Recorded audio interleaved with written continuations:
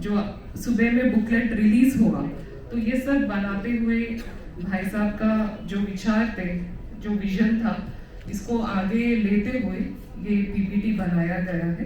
तो इसमें priority areas कैसा होगा, जो एनजीओज का होगा और पीएसयूज का भी होगा, और इसमें दोनों का कन्वर्जेंस कैसा करना है, तो इस विषय को लेके मैं बात करने वाली हूँ। तो इसमें 3 विषय हैं। पहला विषय ये है कि प्रायोरिटी सेटिंग मेथोडोलॉजी, तो कौन से विषय पे या कौन सा ग्राम पे कैसे काम करना है, कैसे चूज करना है, तो इसका एक एनालिसिस मैं आपको एग्जाम्पल बताती हूँ, और इसका मैपिंग कैसा करना है वो भी बताती हूँ। और दूसरा विषय होगा क्यों कन्वर्जेंस, किस लिए करना है। सभी लोग हम काम कर रहे हैं अपने अपने क्षेत्र में और अपने अपने डोमेन्स में, तो इसको किस तरह हम समझना होगा और इसके लिए रिसोर्सेज भी कैसे इकट्ठा कर सकते हैं और एक ही विषय पे कैसे काम कर सकते हैं, ताकि हम वो डेवलपमेंट, वो विकास देखें।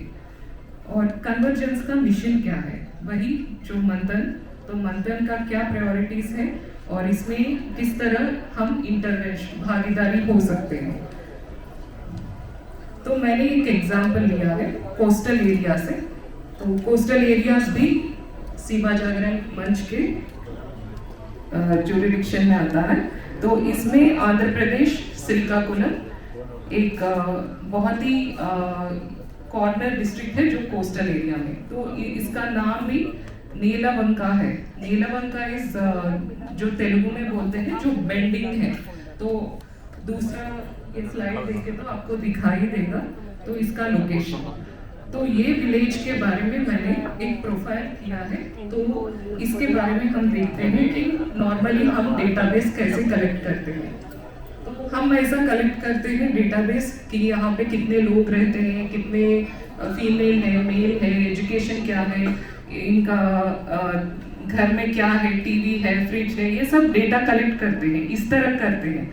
तो इसमें हमको समझ में नहीं आएगा कि इसमें कौन सा काम करना है। तो नॉर्मली डेटा कलेक्शन इस तरह से होता है। तो इसको हम दूसरे तरीके से कर सकते हैं, जहाँ पे आप यहाँ पे देख सकते हैं एग्रीकल्चर। तो व्यवसाय क्षेत्र में लेके थोड़ा पैरामीटर्स का क्वेश्चंस है। तो वो क्वेश्चंस, ये पूरा गवर्नमेंट डेटाबेस है जो इंटरनेट में अवेलेबल है, तो आप सभी को भी मिल सकता है। ये मिनिस्ट्री ऑफ रूरल डेवलपमेंट से मैंने लिया है। तो इसमें नंबर ऑफ हाउस होल्ड्स और गवर्नमेंट का सीड सेंटर्स कहाँ अवेलेबिलिटी है, आप देख सकते हैं ग्रीन, येलो और रेड। तो ये जो क्रिटिकल गैप एरिया है वही हमारा प्रायोरिटी है। तो आप देख सकते हैं एग्रीकल्चर का ये सारा विषय, और एग्रीकल्चर एंड लाइवलीहुड को लेके ये है। तो आप देख सकते हैं पूरा ही रेड है। फिर लैंड इंप्रूवमेंट और माइनर इरिगेशन, तो ये आप देख सकते हैं ग्रीन, येलो, रेड।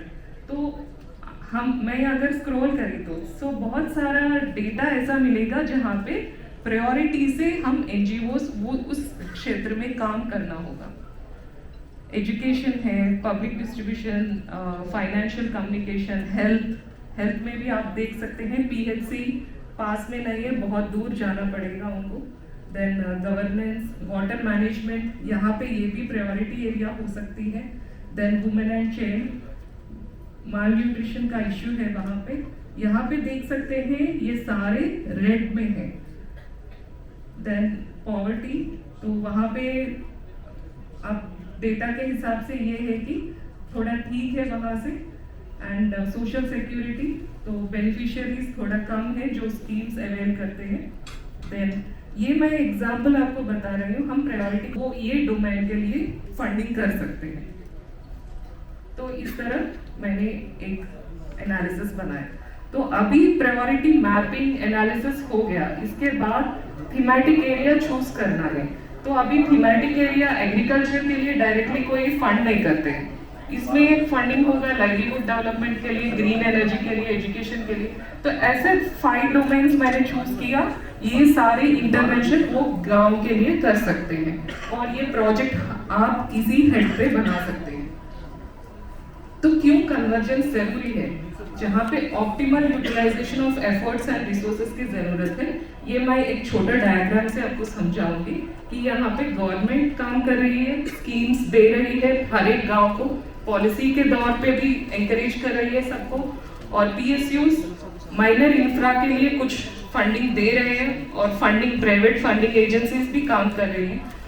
और यहाँ पे एनजीओ के पास, बड़े एनजीओ के पास या छोटे मीन्स व्हाटएवर फंडिंग है और उनके हिसाब से ह्यूमन रिसोर्स है, नॉलेज है, एक्सपीरियंस है, इससे ज्यादा कन्विक्शन है। हर एक को कुछ करना है, समाज के लिए कुछ करना है, वो कन्विक्शन बहुत जरूरी है जब हम सीमा क्षेत्र में काम कर रहे हैं।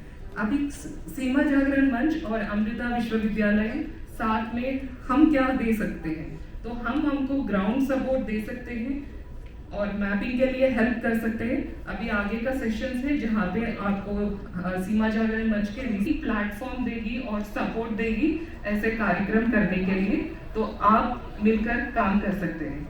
तो मंथन का प्रायोरिटीज क्या है, तो ये सारे विषय ये बुक में है, एक हिंदी में है सामने और उसके पीछे इंग्लिश में भी है, दोनों भाषाओं में है। आप देख सकते हैं इसमें मंथन प्रायोरिटीज, और मैं इसको और डिटेलली कैसे मैप करके प्रोजेक्ट प्रपोजल आप कैसे बना सकते हैं ये मैं बताऊंगी आपको। तो सीएसआर जो एक्ट है, स्ट्रक्चर के फैसिलिटीज जहां एनजीओज आके मिलके काम कर सकते हैं, और एनएसएस है जहाँ पे वो आके वहाँ पे कैपेसिटी बिल्डिंग, वहाँ लोगों को प्रेरित करना और सपोर्ट देना, ये मोरल सपोर्ट बहुत ही जरूरी है जो प्रेजेंट गांव में। फिर इसमें स्पोर्ट्स इक्विपमेंट, ट्रेनिंग, तो जो एनजीओ जिस तरह डोमेन में काम कर रहे हैं और क्षेत्र में काम कर रहे हैं, वो थोड़ा सा सपोर्ट वहाँ भी दे जाए तो वो बहुत ही अच्छा होगा। और आप देख सकते हैं प्रायोरिटी गोल्स नंबर 2 जहाँ पे हेल्थ केयर है, ये सीमा जागरण मंच का भी प्रायोरिटी एरिया है, और सीएसआर एक्ट शेड्यूल 7(1) पे आएगा, और एसडीजी का 3rd गोल है। तो यहाँ पे आप देख सकते हैं प्राइमरी हेल्थ सेंटर का फैसिलिटीज, तो फैसिलिटीज और जन औषधि केंद्र अवेलेबल करना और मॉडर्न फैसिलिटीज, दोनों मनुष्यों को और पशुओं को भी देखभाल करना बहुत जरूरी है। और हेल्थ अवेयरनेस कैंप्स, योगा इसके लिए, और आयुष भारत का जो मालन्यूट्रिशन का है इसका रजिस्ट्रेशन करवाना, तो ये सारे छोटे छोटे काम है जहाँ पे आप एक ट्रिप जैसा जाके वहाँ पे काम करवा के भी आ सकते हैं। दूसरा प्रायोरिटी गोल 3 है, यहाँ पे सेल्फ एम्प्लॉयमेंट और एंटरप्रेन्योरशिप, यहाँ पे 2 एसडीजी गोल्स आएंगे और सीएस